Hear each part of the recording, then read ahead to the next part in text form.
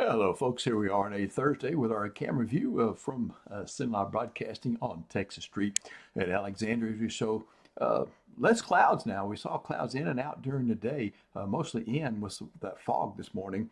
Let's take another look out in the country and look out where we're seeing clouds in that direction also, but a little bit more. So we'll be talking about these things over the next few minutes. There'll be a warming trend through Saturday. Friday and Saturday afternoon is going to be pretty warm. Strong cold front will stop that immediately there on Sunday, and now a freeze is likely early next week. I've got more confidence that we will see a freeze out of this thing coming in this front on Sunday. Behind that, when we get into the colder air, we're trending colder, and so I think a freeze is likely early next week.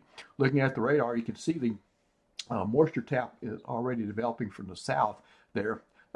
It's gone now, but I think I saw one little shower just to the north of Bunkie, I'm sorry, just a bit ago. So the moisture tap is established, but we're not looking for much rain. Here's the first system coming through to the north of us. Notice the circulation here across Hudson Bay in Canada, and this is kind of cross-polar flow right here. So the ingredients are developing for a plunge of cold air out of Canada into the United States. And so we're going to be on the still going to be on the western side of it, but I still think from the data I'm seeing, it's trending toward a little colder here than some previous forecasts, and certainly colder off to the east of us as well. This front won't make it into our area. All right, so going into your futurecast, here's what I'm talking about graphically. Remember, this is warm and cold bubbles of air, warm air here, colder to the north. So by Friday morning, we see that first system continuing to make progress to the east of us, but the colder air still to the north of us, the jet stream right here, the fence right here, keeping the cold air bottled up for now. And then this is what happens as we move later into the weekend, say Sunday night. Notice the big dip now. The fence has been broken down and the colder air will be rushing in there by Sunday behind the front. But it's a quick hitter. Look at this. Look how that just rotates quickly on out. So only 2 cold days here, or chilly days here for this system because it will move rapidly east and then rotate northeastward across New England and points northward from there, Atlantic Canada. And then we're back into the warm air. So a big warming trend will come in after this cold spell next week, Sunday. All right, so futurecast coming back home Friday morning commute.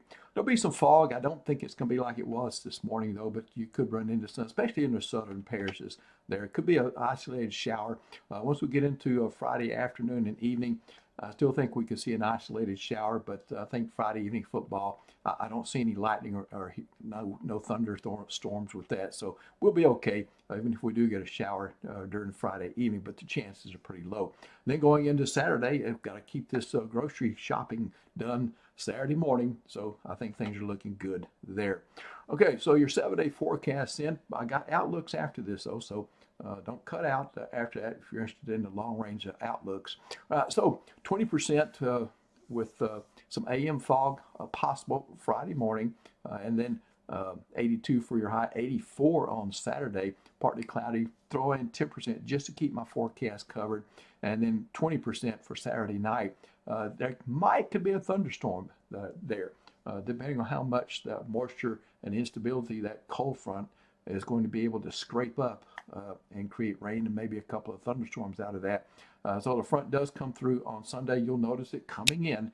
It'll be turning cooler, especially later in the evening Sunday. And then Monday morning, we're down into the low to mid 30s and then an average of 30 degrees Veterans Day morning. So cold Veterans Day morning for the activities and things going on there, the events.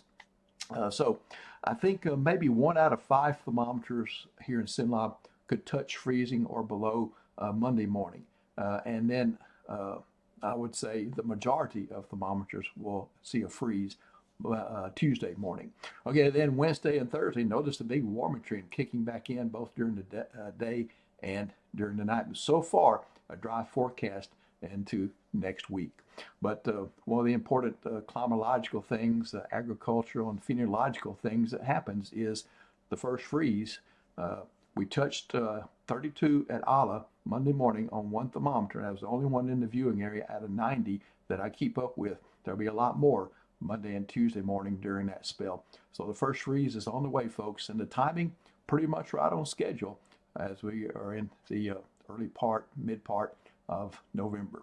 Okay, take care. Nick Michaels will see you in the morning. I'll see you again during the PM hours, and have a fantastic